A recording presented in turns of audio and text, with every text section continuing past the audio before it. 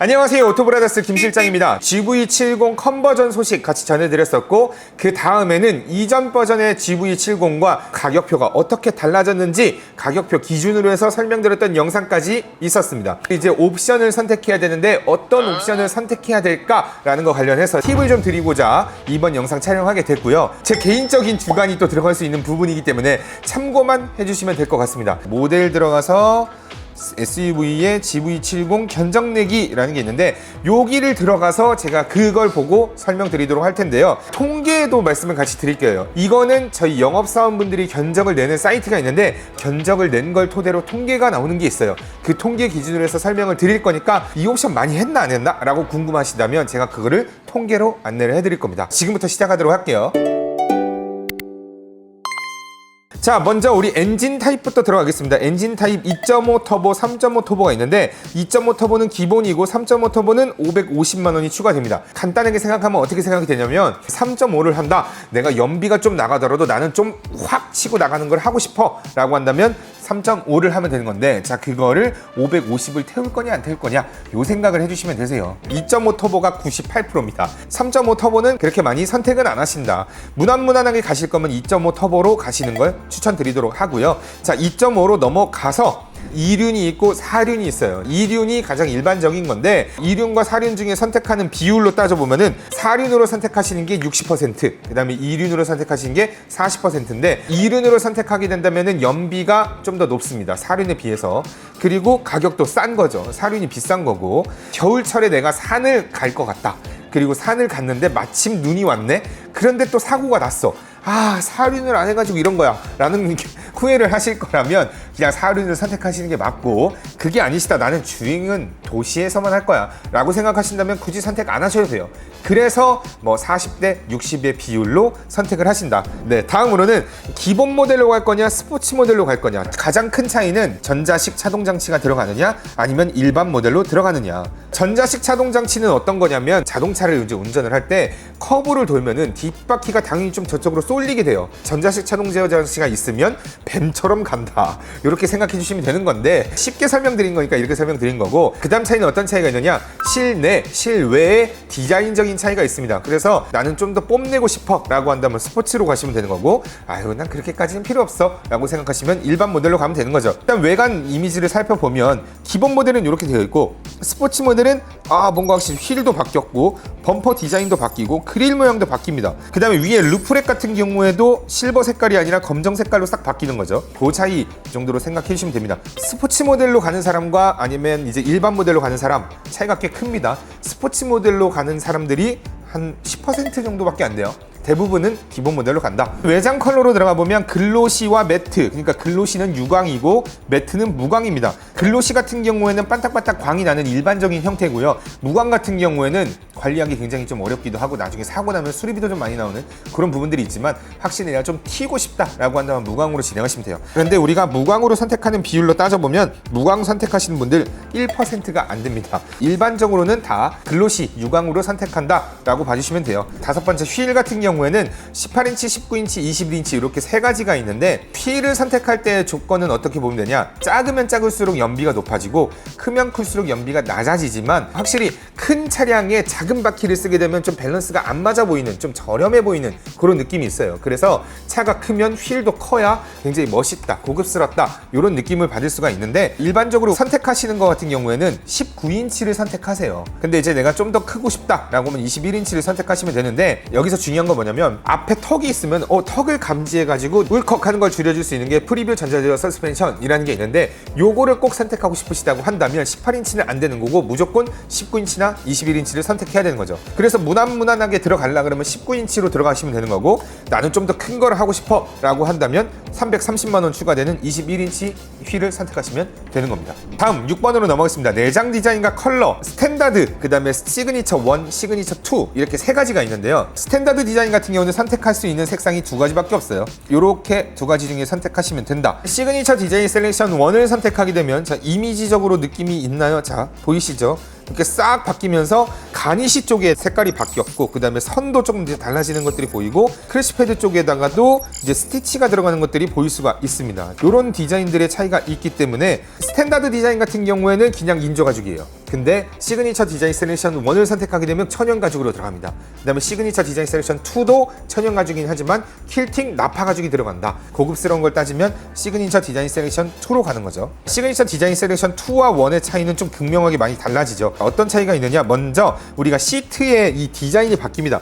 그냥 민무늬냐, 그 다음에 물결 무늬 같은 게 있느냐, 이런 차이가 있는 거고, 그 다음에 가니쉬도 라이팅이 나오느냐, 라이팅이 나오지 않느냐. 디자인 셀렉션 1을 선택하게 된다 그러면 가니쉬는 그냥 민무늬로 헤어라인 블러시드 패턴 알루미늄 이런 게 들어가는 거고, 시그니처 디자인 셀렉션 2를 선택하시게 된다 그러면 자, 요렇게 엘레강스 라인 무드 라이팅이 들어간다. 여기서 빛이 나는 겁니다.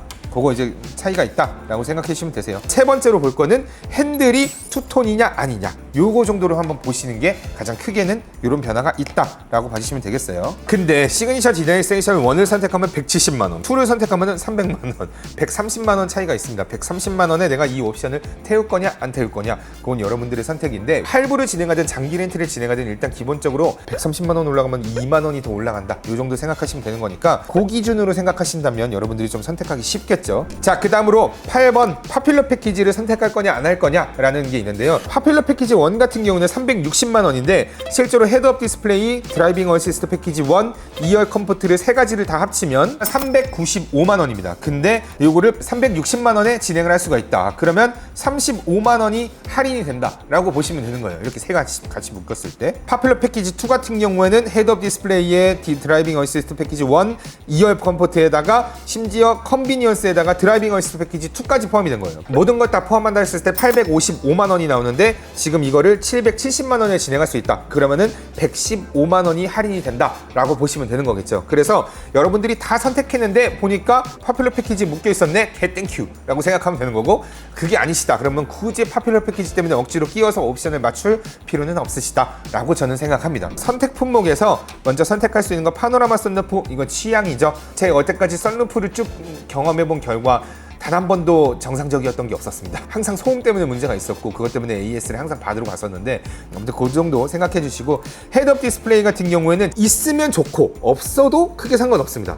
그리고 심지어 본의 아니게 선택해서 쓰고 있는 사람들 같은 경우에는 이거를 갖다가 벽돌로 막아버리고 싶다고 생각하셨던 분들도 있어요. 참고로 우리 채 팀장님, 헤드업 디스플레이는 개인적인 취향으로 굳이 운전하는데 큰 도움을 주지는 않는다, 있으면 좀 폼이 난다, 근데 없어도 상관없다, 이 정도로 생각해 주시면 되세요. 그 다음에 컨비니언스 같은 경우에는 들어가 있는 옵션들을 살펴보면 에르고모션 시트가 동승석과 운전석에 다 들어가는 거고, 그 다음에 동승석에 자세 메모리 시스템 들어가고, 이번에 새로 추가된 거죠. 무드 큐레이터라고 해서 향기가 나올 수 있게 그런 것들을 만들어 주는 거. 그 다음에 수납함에 자외선 살균 기능이 있고, 디지털 센터미러 있고. 이 옵션 선택하신 분들 4% 정도밖에 없습니다. 파퓰러 패키지 2에 포함이 되어 있는 거기 때문에 4%라는 비율이 정확한 건 아닐 수 있겠지만 웬만한 기본 옵션들이 다 들어가 있기 때문에 굳이 옵션을 선택하지 않으세요 라고 저는 말씀드리고 싶어요. 드라이빙 어시스트 패키지 1, 저 이건 꼭 넣으셔야 된다고 봐요. 왜냐하면 서라운드 뷰 모니터, 자, 차량을 위에서 봤었을 때 주차하기 굉장히 편한 거. 이게 없었을 당시에는 주차하는 게 뭐가 어렵다고 이런 걸 했는데, 막상 이거를 쓰고 나서부터는 이게 없으면 주차가 안 됩니다.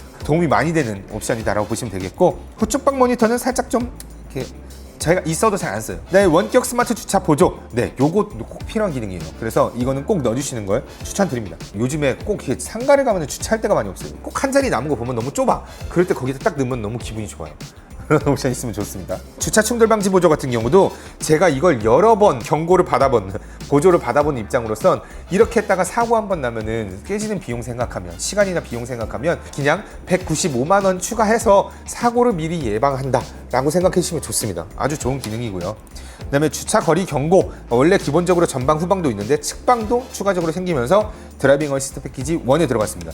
195만 원에 내가 사고도 예방하고 주차하는 게 편해진다. 저는 당연히 선택합니다. 실제로 드라이빙 어시스트 패키지 선택하시는 분들 굉장히 많습니다. 드라이빙 어시스트 패키지 2 같은 경우에는 어떻게 생각하시면 되면 이 기능이 있긴 있어요. 근데 업그레이드를 한다라고 보시면 되는 거고, 스마트 크루즈 컨트롤도 기본적으로 들어가 있습니다. 근데 얘가 지가 알아서 막 이렇게 러닝을 해가지고 이런 스타일로 운전하는구나, 스마트 크루즈 컨트롤을 할 때 나는 이 사람 스타일과 비슷하게 해야지 라는 게 가능하다고 합니다. 그 다음에 내비게이션 기반으로 스마트 크루즈 컨트롤이 원래 기본적으로 있어요. 있는데 진출입로도 하겠다, 이런 내용이에요. 고속도로 주행 보조 2 같은 경우도 기본적으로 고속도로 주행 보조가 있습니다. 있는데 차로 변경 제어 기능이 포함이 되냐 안 되냐, 이 차이를 보시면 되는 거죠. 앞좌석에 프리 액티브 시트벨트, 이게 뭔가 굉장히 고급 차를 탄다는 느낌을 주는 그런 기능입니다. 이렇게 딱 차면은 얘가 한번 착 하고 당겨줘요. 네, 그런 기능이 있다. 그 다음에 후측방 충돌 방지 보조, 기존의 GV70 같은 경우에는 포함이 되어 있었는데 이거를 따로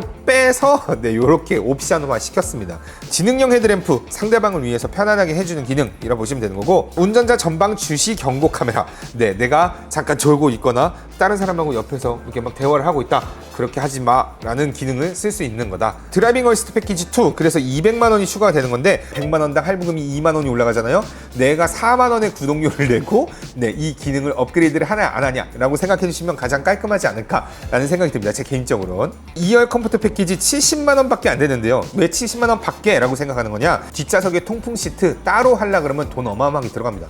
근데 70만 원이면 뒷좌석에도 통풍 시트를 해준다. 그래서 이제 가족들이 많이 탄다, 애기들도 많이 탄다, 그럴 경우에는 이 옵션을 선택해주면 좋겠죠. 뒷좌석에도 따로 알아서 에어컨을 선택하게 해줄 수 있는 거 좋고, 그 다음에 뒷좌석에 수동 선커튼, 이것도 선커튼 따로 구매하려면 굉장히 비싸요. 근데 이걸 3개를 묶어서 70만 원에 해준다, 저는 좋습니다. 땡큐입니다. 그 다음으로 이제 쉬워요. 아웃도어 패키지, 이거는 뭐 여러분들의 선택 알아서 맡기면 될 것 같고, 뱅에로롭슨 사운드 패키지 16개의 스피커가 들어가고, 액티브 로드 노이즈 컨트롤이라고 해서 내가 차량에서 올라오는 소음을 줄여주는 기능이다 라고 보시면 되겠는데, 집에서 170만 원에 고급스러운 사운드를 느끼려면 못 느끼거든요. 차 안에서 있는 동안에는 고급 사운드를 느낄 수 있다, 170만 원에 저는 충분히 투자한다고 보면 되겠습니다. 네, 빌트인 캠, 이것도 무조건 들어가야 됩니다. 기존 빌트인 캠 같은 경우는 FHD 화질에 음성 녹음이 안 됐어요. 근데 빌트인 캠 2가 들어가게 되면서 음성 녹음도 되고 고급스러운 화질로 블랙박스 기능을 쓸 수가 있다. 이런 기능을 쓰려 그러면 한 40만 원, 50만 원짜리 블랙박스를 싸지로 달아야 돼요. 근데 여기에다가 보조 배터리까지도 포함한대. 보조 배터리도 한 30만 원 정도는 들여야 되는 거거든요. 그렇게 따지면 한 80만 원, 90만 원 들어가는 건데, 그렇다면 당연히 안 할 이유가 없는 거죠. 거기에다가 우리 기존의 증강현실 내비게이션이 헤드업 디스플레이 들어가 있었던 게 빠져서 빌트인 캠 패키지에 들어갔는데, 이것도 그냥 뭐 서비스로 주는 개념이다라고 생각하면 전 결코 나쁘지 않습니다. 요거 진행해 보시는 거 추천드리고, 나머지 뭐 이제 제네시스의 액세서리 같은 경우는 여러분들 뭐 개인적인 취향에 따라서 선택하시면 되겠습니다.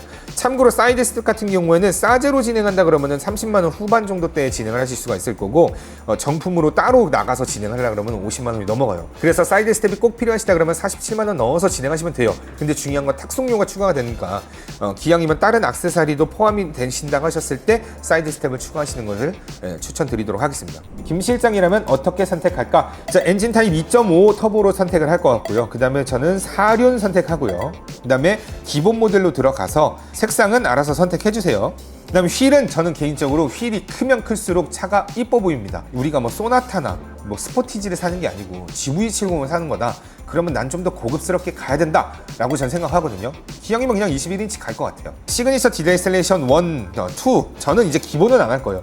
인조 가죽을 선택한다? 그거보다는 천연 가죽을 선택할 것 같고, 그 안에서 충분히 선택을 한다 했었을 땐 디자인 셀렉션 1만 선택해도 저는 충분합니다. 제 개인적으로는 투톤 스테어링 힐 때문에 조금 고민이 되긴 하지만 굳이 그것 때문에 130만 원은 태우진 않을 것 같아요. 그냥 셀렉션 1만 선택해도 될 것 같습니다. 자, 그 다음에 옵션을 선택한다면 저는 선루프 선택 안 하고요. 헤드업 디스플레이 선택 안 합니다. 컨비니언스 패키지는 선택 안 할 것 같아요. 드라이빙 어시스트 패키지 1 저는 무조건 선택합니다. 2는 안 해도 될 것 같아요. 2열 패키지, 제가 아기가 있다면, 자식이 있다면, 뒤에 부모님을 많이 태워야 된다면 선택하고, 그러지 않다면 굳이 선택 안 해요. 그래서 2열 컴포트는 일단 빼겠습니다. 그 다음에 뱅앤올uf슨 사운드 전 무조건 넣습니다. 이 사운드의 차이는 엄청 커요. 빌트인 캠 패키지 무조건 넣고요.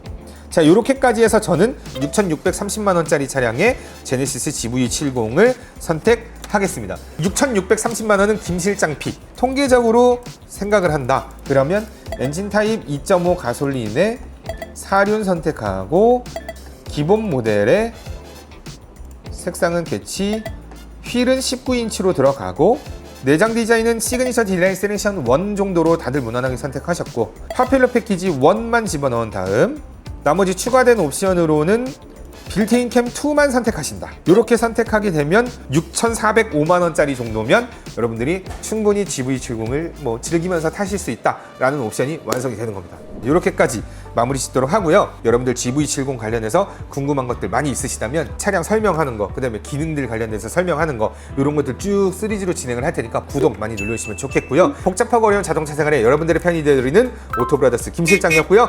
다음 GV70 소식으로 찾아뵙겠습니다. 안녕.